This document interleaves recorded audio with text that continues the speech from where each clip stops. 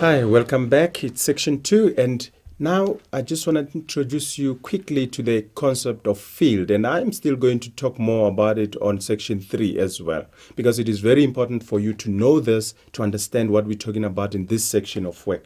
Now let's look at this. Defining what fields are. Here I'm just talking about fields in general, and I'm saying a field is a region, okay, a region in space where an object will experience a force. So an object will experience a force once it is in that region in space. Okay. Now the types of fields that we know so far.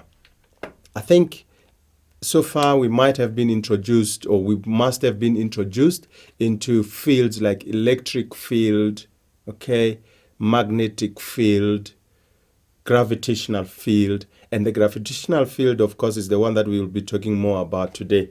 Now let's look at it. Electric field.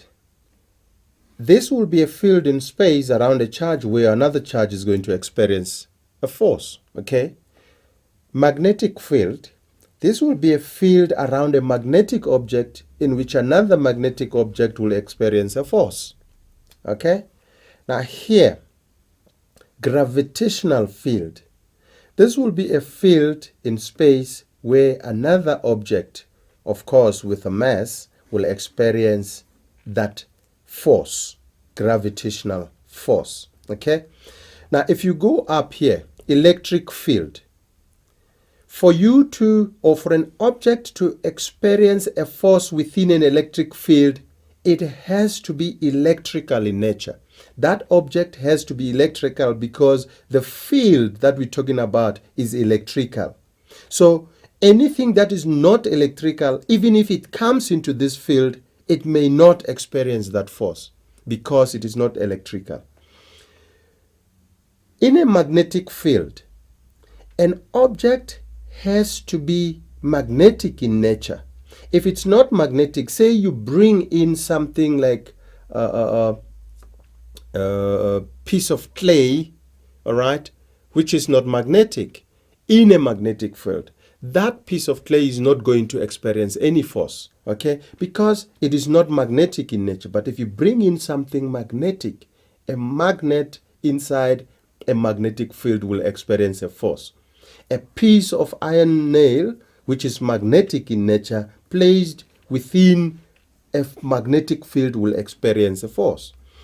Gravitational field, okay? Now here, gravitational field has to deal with mass, okay?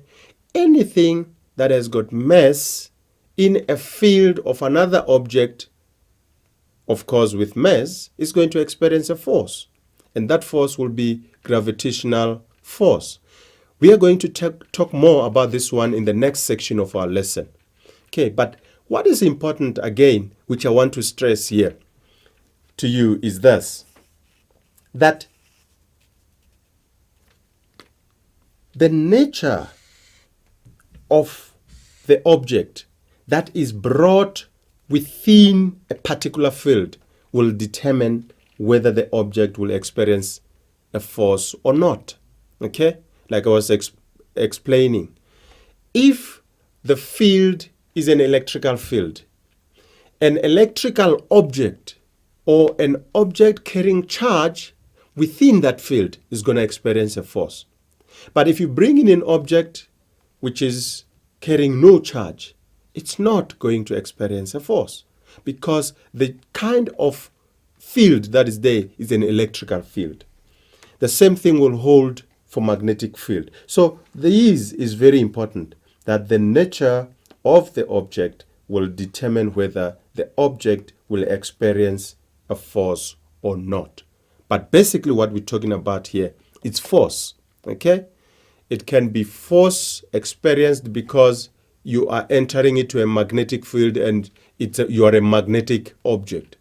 It could be a force you're experiencing entering into a gravitational field, and because you are an object with mass, you will experience that field.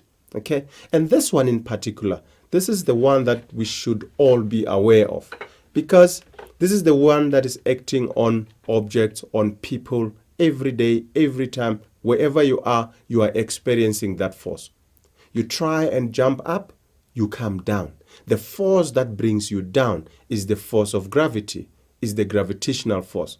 Why do you come down? Because you are within the gravitational field of the earth, and the earth is therefore pulling you down with that particular force.